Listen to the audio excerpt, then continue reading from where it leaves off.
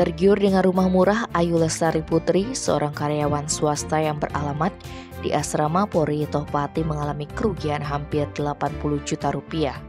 Pasalnya Ayu Lestari yang tertarik membeli rumah ditipu Wayan Donder. Kapolsek Kediri Kompol KD Ardike Minggu 28 Agustus mengatakan kasus ini terungkap setelah Polsek Kediri menerima laporan korban Ayu Lestari. Kronologi penipuan itu bermula pada 24 Oktober 2021. Saat itu korban Ayu Lestari bertemu pelaku Donder untuk membicarakan jual beli rumah di BTN Perum Andika Graha Blok 4 Banjarjati Pisah, Desa Banjaranyar.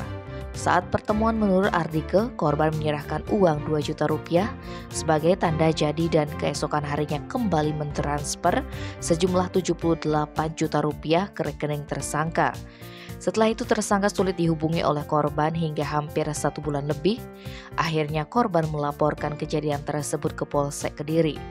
Atas kejadian tersebut tersangka dijerat pasal 372 KUHP tentang penggelapan dan pasal 378 KUHP tentang penipuan dengan ancaman hukuman maksimal 6 tahun penjara. Tim Bali Express melaporkan.